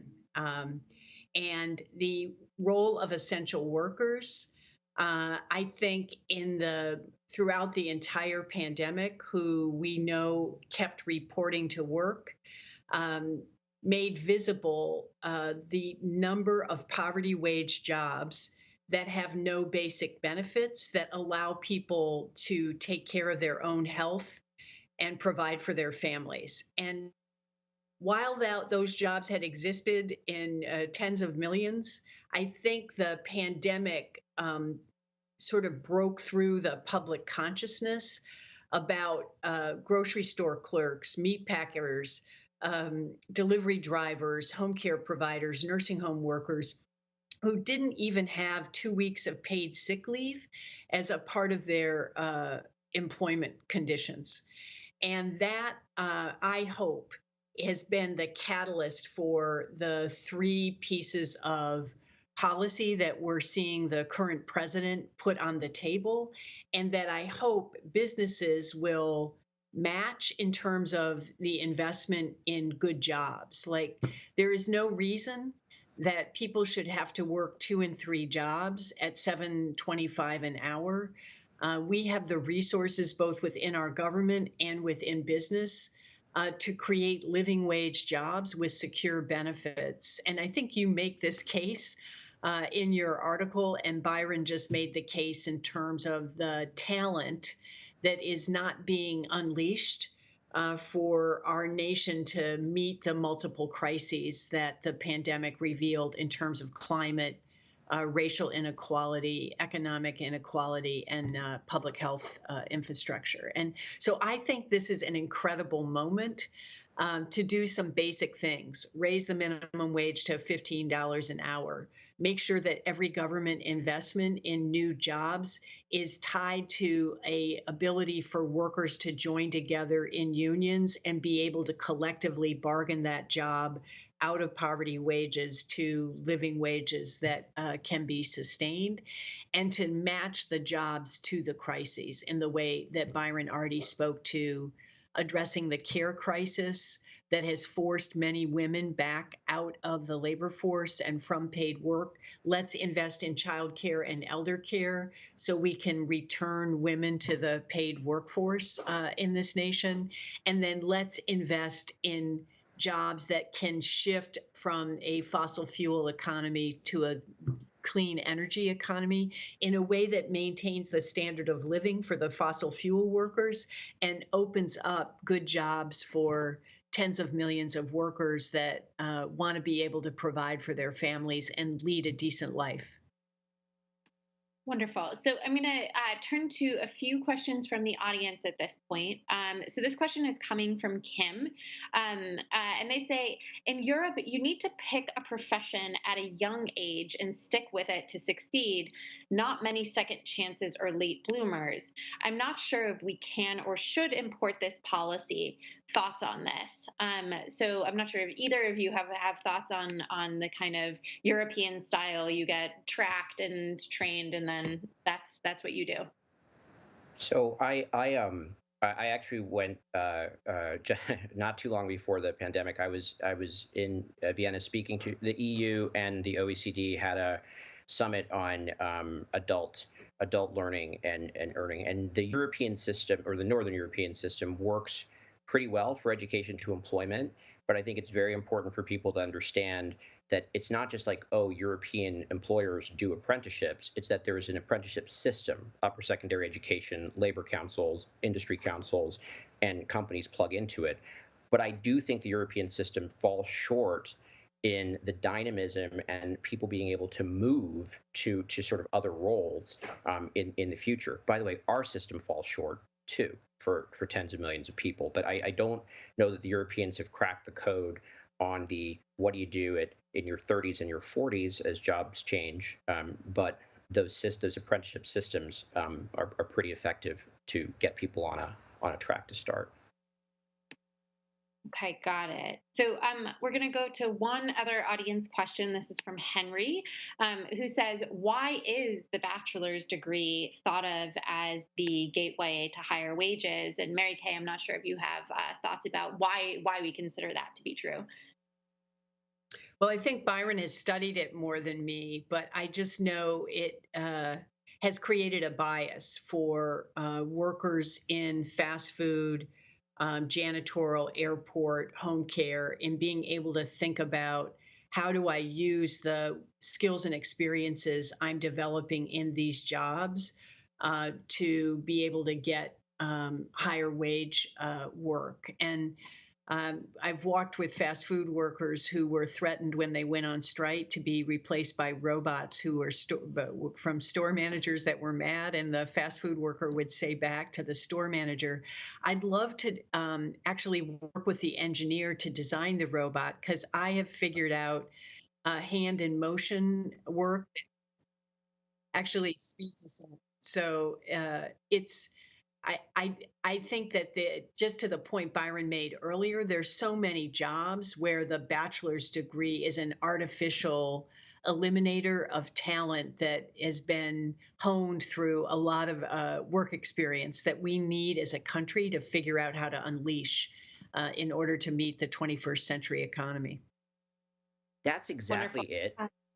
It's learning that matters, and you can learn in college. That's great. Like, I'm not against college at all. College as a bridge to opportunity is awesome. College is a drawbridge that if you pull it up and everybody on the other side can't get a decent job, that is toxic, and that's not the way it should be.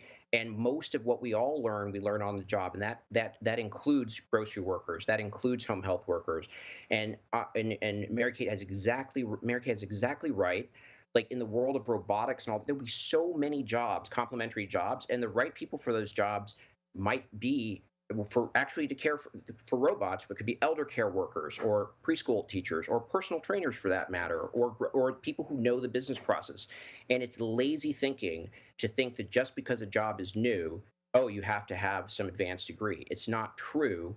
And we're going to hit a wall in terms of innovation and in terms of the prosperity of our society, not to mention the equity of our society, if we keep that lazy thinking. We have to move beyond it and see the talent in the people doing the jobs today. Fantastic. So I'd love to thank both of you so much for being with us, and I'm going to pass it off to Susan for our next session.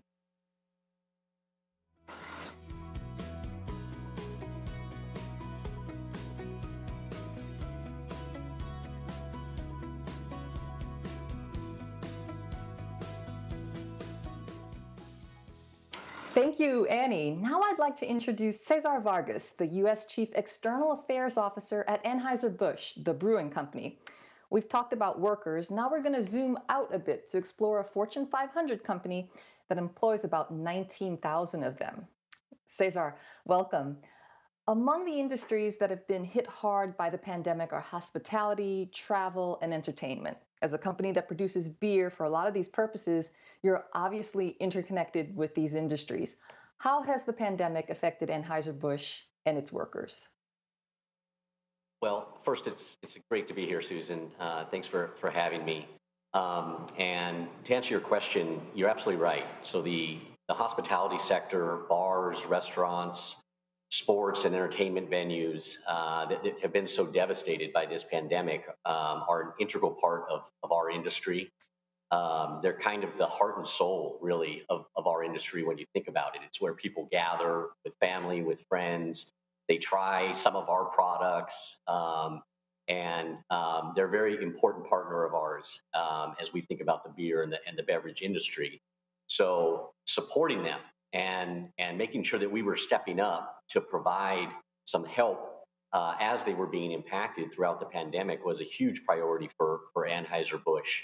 And we did that in a number of ways. We provided financial support to workers in the hospitality sector that were displaced during the pandemic through grants to the United States Bartenders Guild, for example. We also partnered with the National Restaurant Association on a very interesting initiative called the Serve Safe Initiative, which was an educational program that helped bars and restaurants reopen safely once governments were relaxing their restrictions and they were allowed to do so. So kind of a training program on how to reopen, but then also be compliant with the different protocols and measures that were required so they could reopen sustainably.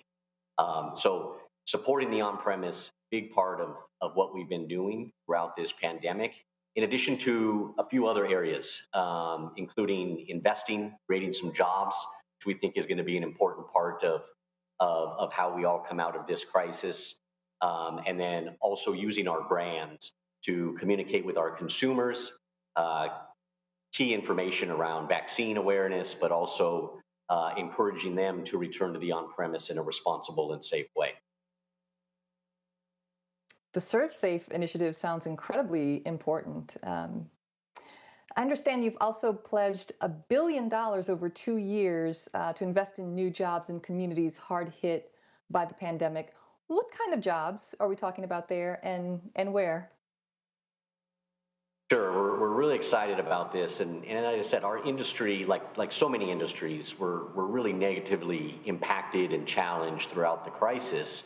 If we talk about the on-premise, as we just discussed, being closed for the better part of a year. But despite that, we knew that we had kind of a special opportunity, a unique opportunity to really help drive and accelerate our recovery from an economic standpoint, but really overall.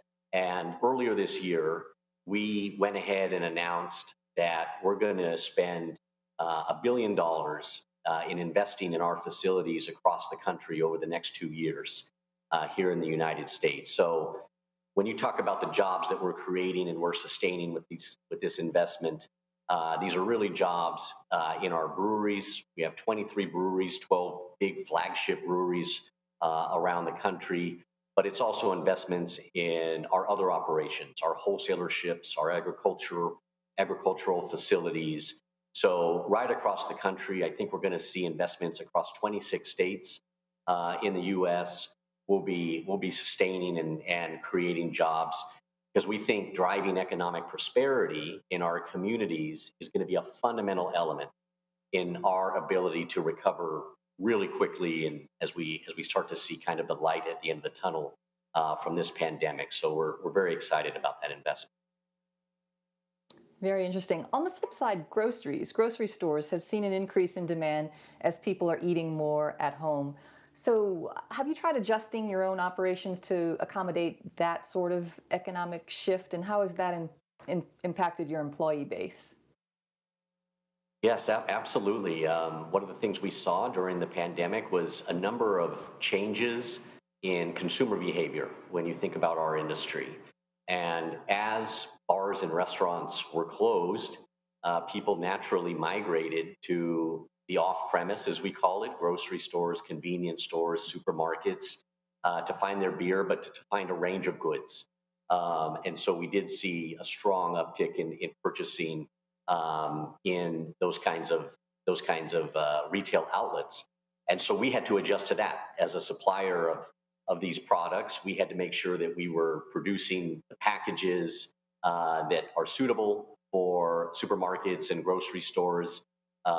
We weren't doing a lot of business with our draft beer, if you can imagine, which is primarily, of course, sold in restaurants and bars. Also a big shift from people drinking out of bottles to people drinking out of cans during this crisis across all beverage categories. We also saw this kind of gravitation towards more established brands that people trusted as they were changing their purchasing behavior a little bit. And so we had to make sure we were ramping up production on certain brands and slowing down production on others to meet those consumer needs. And I'll tell you, many of those dynamics and those trends that we observed over the last 12, 15 months are going to be here to stay in some way. Obviously, we can't wait until we can all gather again in restaurants and bars and at our favorite ball games. But there will be some of these trends that we think will last. And so we're trying to make sure that we as a business are anticipating those trends and that we're meeting consumer needs as they've kind of evolved during this pandemic. That's really interesting. So let's continue on and with that thought. Over the past several weeks, we've seen the economy start to show signs of improvement, and more people are finding employment again and expressing a willingness to travel, to sit in restaurants. What is your prediction of what the economy will be like, say, in the next 2 months versus 6 months to a year? Well, I think the way we look at the market and look at the economic dynamics, I think we probably agree with what most people are saying, that we think we are probably on the verge of a very strong economic recovery. We think consumers are going to have some disposable income to spend. We think that people, if you talk about our consumers specifically, there's just no doubt that there's this kind of pent up excitement about that idea of getting back out a little bit, reconnecting with family, reconnecting with friends, whether that's traveling, as you say, again, or it's just walking down the street to your neighborhood bar or restaurant. We think there's a lot of excitement there. And as government restrictions continue to relax across the country and those kinds of venues start to reopen, with greater speed, we think we're really on the verge of a resurgence when it comes to the economy, and we're certainly preparing for that. But we're not just being kind of a passive observer of that dynamic. It goes back to what I said earlier. We're trying to play an active role in supporting and accelerating this recovery because we have these unique assets, these unique relationships, this unique reach as a company with our scale to help drive a faster recovery. It's why we're investing the $1 billion. It's why we're supporting bars and restaurants. And it's why we're encouraging our consumers to get back out, but to do that in a responsible and safe way. Right, your vantage point, as you mentioned, it's really wide. You were founded in St. Louis in the 1850s, flagship headquarters still there. But in addition, there are 23 locations across the U.S., and that gives you such a wide view. Just to piggyback on something you said a moment ago, as we heard in the last session, most of what we learn on the job. And I was wondering, what at Anheuser-Busch do you do to upskill your employee base and make sure they're remaining flexible and moving along in their careers? Well, that's a huge priority for us at Anheuser-Busch. We like to say that our people are our greatest strength, and there's no doubt about it. There's nothing we do that doesn't start with our people, and that's, when it comes to recruiting the most talented people to come join our company, but then once they're here with us, we make sure that we are investing in their development, whether that's skill set training, whether that's learning, whether that's cross-functional exposure to different parts of our business. We have a robust kind of curriculum around employee development that's important. We have to be competitive in the workplace environment today, and there's lots of competition out there. So as we look to our team, our employees, we have to make sure that we're delivering on our promise to be a place where people can come and grow professionally, grow their careers, but also grow as people. We think we have a kind of special place here at Anheuser-Busch. We believe that we have a very strong and positive culture.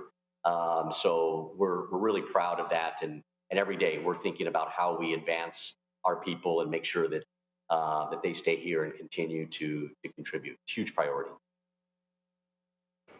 Great. Well, along those lines, we have a comment from the audience. It's not so much a question, but a comment, and maybe you can talk a little bit about it. Darlene says, my parents owned a bar and restaurant while I was growing up, and I worked as a wait person until I went to college. That experience taught me to be a better leader, first in the military and then in the private sector. Managing people's expectations and dealing effectively with bad behavior gave me skills you don't find in a book. As we think about a return to normal, could you speak to that and maybe a little bit about how you would like people to reimagine the experience of socializing responsibly? Yeah, absolutely. I think it's a great comment from Darlene. I couldn't agree. I couldn't agree more. It's one of the reasons that we feel so passionate about supporting the reopening and the recovery of bars and restaurants, sports venues, concert halls, entertainment venues. It's not just because it's where our products are served. It's because that sector, the hospitality sector, plays a key role in our society, plays a key role in our overall economic recovery. So we all need a vibrant hospitality sector.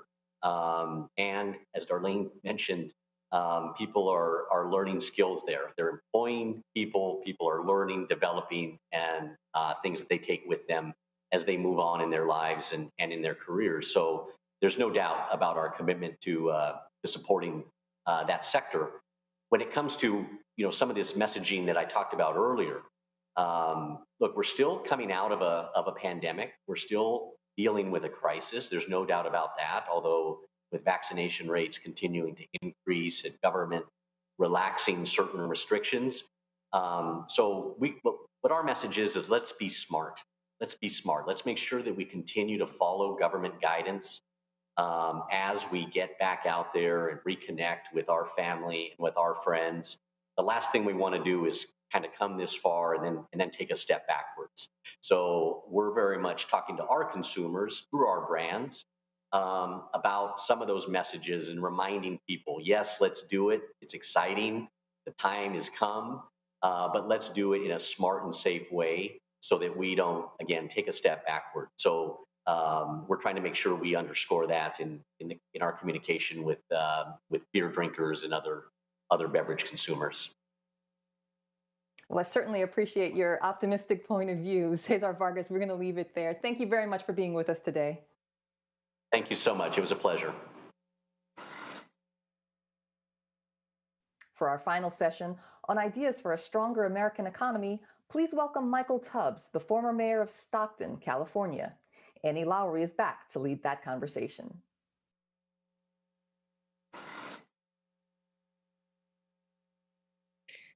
Fantastic. I am delighted to be here with Michael Tubbs to talk about ideas for a stronger economy. And I want to start off by talking about one of the initiatives that you piloted as mayor of Stockton, California, which is a city just inland of the Bay Area, which is this guaranteed income pilot. So for folks who might not be as familiar with it, could you just tell us a little bit about that initiative, how it worked, what it did, and what the goal was in terms of supporting residents of Stockton economically? Well, always good to be in conversation with you, particularly around this topic. And I remember in October of 2017, November 2017, myself, you, and Andrew Yang were on a panel talking about the fact that Stockton had just announced that we're going to do a guaranteed income pilot. So essentially, because poverty and economic insecurity are reoccurring pandemics in our country, when I was mayor, I made it my mission to figure out what could we do to actually end poverty and just get rid of it, because I don't see the use for it in a civilized society. Longer story short, we decided to do a guaranteed income pilot. And we found 125 families who looked like and represent the entirety of the city. And we gave the people $500 a month for 2 years to really test three things. Number one, test this notion of guaranteed income, an idea that Thomas Paine had talked about, an idea that Dr. King had talked about, which is where I learned it from, an idea that's been talked about and piloted across this world. A. And then B, also let's figure out if the tropes we have about the economy are true. Can we trust people with money? Are people going to spend all their money on drugs and alcohol? Will people stop working? And we designed a randomly RTC sort of study, rigorously evaluated, and after 2 years, we released the results this past March. And so, talk me through some of the results. So you're giving this no strings attached cash to families, and as you point out, I think there were a lot of questions about what that might do to the labor market, what people might spend it on, and so I know that these are preliminary results, but what do they look like? Yeah, the preliminary results are from the year 2019, so this is pre-COVID. And what we found is that the $500 a month was not enough to make people stop working. But in fact, it provided a stabilizing force and allowed people to actually transition from part-time to full-time employment 2 times more likely than those who not receive the guaranteed income. And on the converse, in terms of unemployment, those who received the guaranteed income were 2 times more likely to be employed versus unemployed compared to those who didn't receive the guaranteed income. We also saw that people spend money the way you and I spend money, because people are people. So the money was spent on utilities, the money was spent on food, the money was spent on folks' children, the money was spent on paying off debts, the money was spent on buying uniforms for work. And less than 2% of the money was spent on drugs and alcohol. And we also saw that it had positive health impacts, which I think is an important consideration given the health pandemic we've been living through the past couple of years. And we found out those who received the guaranteed income were moved from depressed on Kessler scales to normal levels of anxiety. We saw that folks receiving the guaranteed income reported feeling happier and healthier. And more importantly, I think for government, were able to be better partners, better parents, and better neighbors. They were able to be more fully human and not be so stressed and not be so anxious and not be so unhappy because they were worried about whether one flat tire would set them back and them and their families back for many, many months. So I'm wondering if you could reflect on 2 national level policies that we did see during the pandemic and the recession that seem to have some consonances with this UBI program, even though they're not the same. So the checks, the stimulus checks that went out, and these were no strings attached. You simply had to be below a certain income level and needed to have sort of updated information with the IRS in order to get the money. And then the second was, we sometimes call it the super dole, which was these additional payments on top of standard unemployment insurance payments. The additional, for a period of time, it was an additional $600 a week. And so, these were controversial. But I'm wondering if you could reflect, given your experience in Stockton and what we know about just giving people cash, what we might know about what we do this at the national level too, since we had these 2 really pretty unusual policies come into effect during this crisis. Yeah, and I think I appreciate the question because it was definitely controversial, as my friend Mayor Carter, one of the co-chairs of Mayors for Guaranteed Income, says, in the halls of power. But talking to folks on the streets and the folks receiving those checks, it was not controversial at all. In fact, it was one of the most popular things that then President Trump and now President Biden have done. And it's how we won Georgia, was this idea that we would give people the agency and the dignity that comes with a guaranteed income floor, particularly during a pandemic. So I was heartened to see how far the conversation has moved. Just 4 years ago, when we were talking at Summit LA about guaranteed income, universal basic income, the question was, could we give people money? Now, 4 years later, we seem to be okay with giving people money. And now the question is, how much, how often, and to whom? Which, I mean, it's significant progress. I think in addition to the policies you laid out, I'm very excited about this childhood tax credit. The fact that it's going to be monthly, the fact that it's going to be given to parents just for being parents, and the fact that there's now conversations about making it permanent. And that would equal a guaranteed income for folks with children, which is a huge first step and is light years beyond where we were, again, just 5 years ago. And I think it's a necessity, particularly given the point that we live in a time of pandemics, where these things aren't happening one-off once a decade, but every quarter in this country. There's a wildfire, there's a flood, there's an earthquake, there's some health outbreak, and folks need an income floor to build economic resilience to persist during pandemic. So I'm excited by the progress, and we definitely have much work to do still.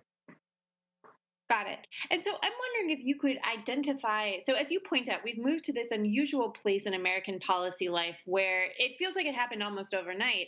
We decided, okay, maybe we can trust people with money. Maybe we can just give them cash after literally decades of constructing these kind of complicated programs in which you'd have to fill out very long forms. And, maybe you'd have to complete a drug test. Maybe you'd have to get recertified every 6 months. And I'm wondering if there are things you would point to, what changed in American life that especially Democrats, but even also some Republicans have said, okay, maybe we can just trust people with this money. Well, I think COVID-19 really put a lot of things in perspective because you had people who wanted to work, who were told they couldn't work because they needed to shelter in place for 2 weeks, or because their jobs were closed down, or because they were laid off. And then it was a crisis. It was immediate. There action needs to happen now. We didn't have 4 years to design a program. We didn't have 3 years to design a program. We have to figure out what's the best way to meet the urgency of the moment. And I think that's a big part. But I also think there's been so much work done on the ground by organizers and organizations and folks like you with your book, Give People Money, to my partners at the Economic Security Project, to even policies before the pandemic, like the LIFT Act that VP Harris had that talked about $500, the work being done around the earned income tax credit. Like for the past decade, there's been a lot of work laying the groundwork. And I also think some of the Andrew Yang running for president on universal basic income, and also the stories of the residents in Stockton who are receiving a guaranteed income and providing a human face and showing that you can trust people.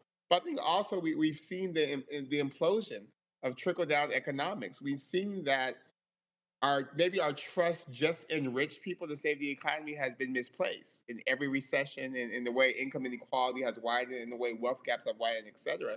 So I think now we're at a reckoning moment where folks are saying, if we can trust the extremely rich, we have to be able to trust the majority of us, the folks who actually make the economy run, the folks who actually have made the very rich very rich. And those are the regular, everyday people like you and me who are the most important, who literally are the economy. So I think it's been a mixture of factors, with COVID-19 being prominent, a lot of narrative work, and also just the hard work of organizers and organizations who have been banging the drum for as long as this country has been alive, since like Thomas Paine in the late 1700s. So I was wondering if you could talk to me about any downsides, or if not downsides, some questions that the pilot left you with. In terms of, is this the best way to use this money? Might there be a better investment in healthcare or education or housing or any of the 1,000 other things? Because if we gave every American $500 a month, it would be very, very expensive. And I do think there's some concern that might squeeze out spending on other things. So I'm wondering if you could talk about, right, like what gives you pause here, right? Like, what do we want to think about in terms of possible downside? Yeah, and I think I disagree with some people on this point, but I wouldn't be in favor of any sort of program or proposal that would take away from programs that help people in need, whether it's housing vouchers, food stamps, welfare. I think if we want to have a conversation about government efficiency, let's talk about programs that disproportionately benefit the wealthy and disproportionately give the wealthy money. We could cut from there if that's an issue in consideration. So I do think I'm very interested in figuring out, sort of continuing to figure out, how does a guaranteed income, how does an income floor play with existing benefits? And I also think that universality is a great goal, but I think, as we've seen with these stimulus checks, that what may be more politically feasible, at least at this moment, is a guarantee to some level of the population making some amount of money. I think the 75K helped 92% of the country, and I think that's a great place to start. And I think doing it in that way, looking for efficiencies and sort of not from programs that disproportionately help those who need help, but from programs that disproportionately help those who don't need as much financial help, or even from our bloated military budget, et cetera, we can get to a price tag. But I also view it as a investment, a long-term investment, as Dr. King said, that's needed, just like work around kind of universal health care is needed, just like work around affordable housing, that everyone should be able to afford housing is needed, just like work around raising the floor and providing a livable wage for people is also needed. So people call me greedy because I love to have my cake and eat it too. And I think particularly in this instant, I don't want to just look at the cake. I think we need a guaranteed income as a floor, because I think it also helps people who don't work, whether it's, as you know, better than me, caregivers, et cetera, folks who are students, artists, et cetera. So we definitely need that, but we also still need healthcare. We also still need housing. We also need education, and we should put our heads together and figure out what's the best way to do this. I think that's a great place to be in terms of, okay, it works, we're excited, how do we do it the best? That I would love to live there for a couple of years and figure that out. Yeah.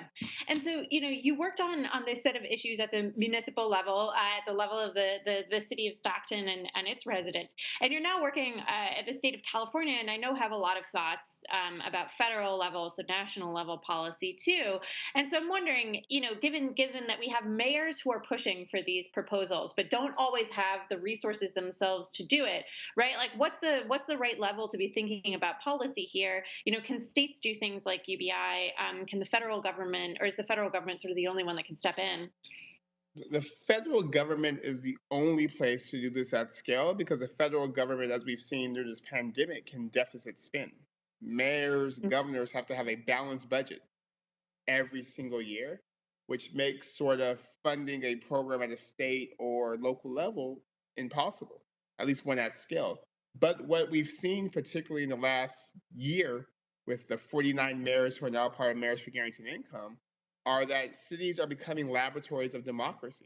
That cities are saying, and it's funny because it's also happened during the New Deal, where I think the mayor of Milwaukee was piloting and testing out a lot of the concepts that ended up part of the New Deal package, and sort of mayors and cities responding to this crisis and saying, we can't do everything, but that's not an excuse to do nothing. And this is what we're going to do. We're going to provide a body of evidence. We're going to provide political courage and cover. We're going to provide anecdotes and stories, and we will push for a policy that I think at the state level, the state can do more than locals, but not as much as federal government. So we've been in conversations with kind of at the state level and thinking about, okay, what support can we give to this idea? What are some of the things we can do in terms of fee waivers, so folks aren't displaced off benefits for participating guaranteed income programs, in terms of support for pilots? Like, what can we do as a state to ensure that the mayors who are stepping up and being bold and courageous have the backing of state government while we continue to collectively push for the federal government to get us a policy? Okay.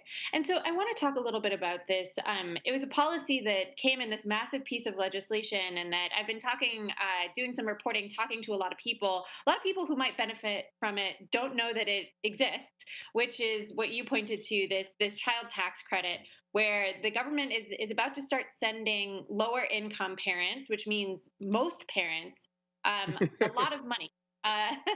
And it's a temporary program for the moment, but there's this hope to become permanent. And so, you be getting $250 or $300 per child, depending on how old they are, and this money will be coming monthly.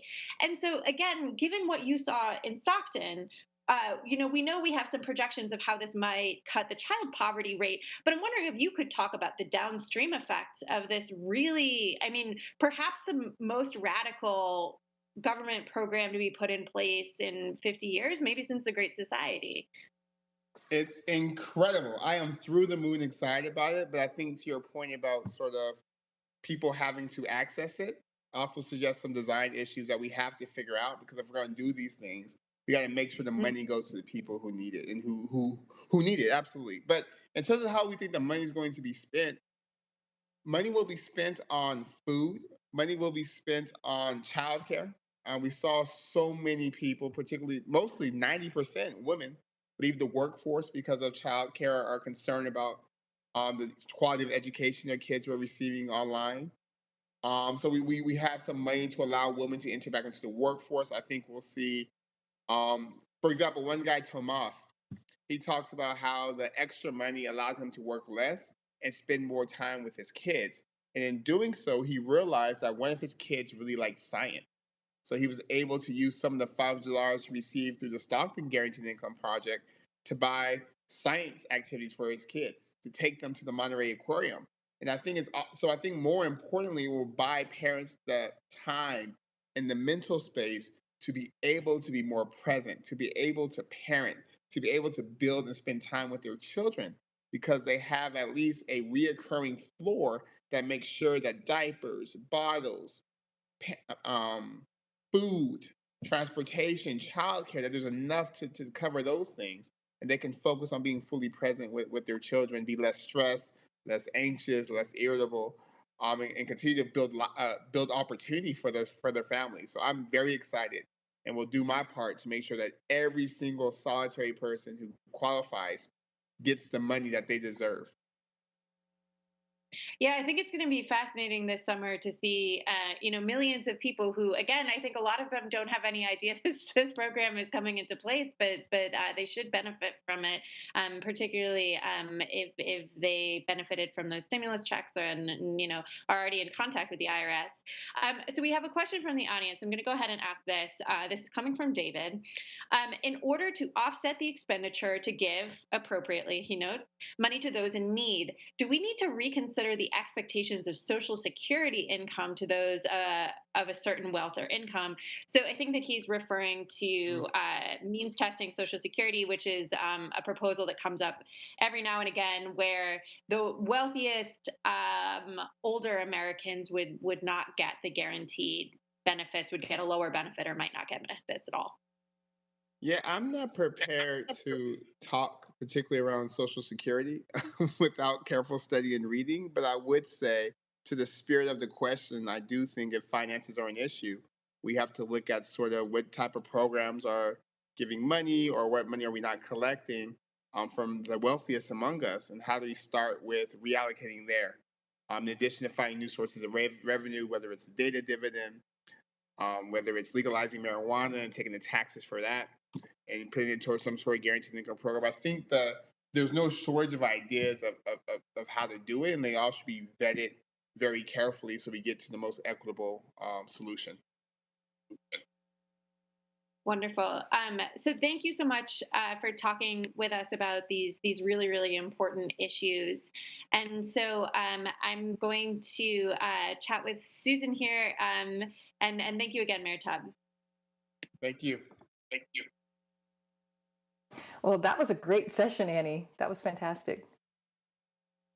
Thank you so Yeah, much. it's fascinating, and there's such an extraordinary flush of policy making around these topics right now. And that concludes today's event.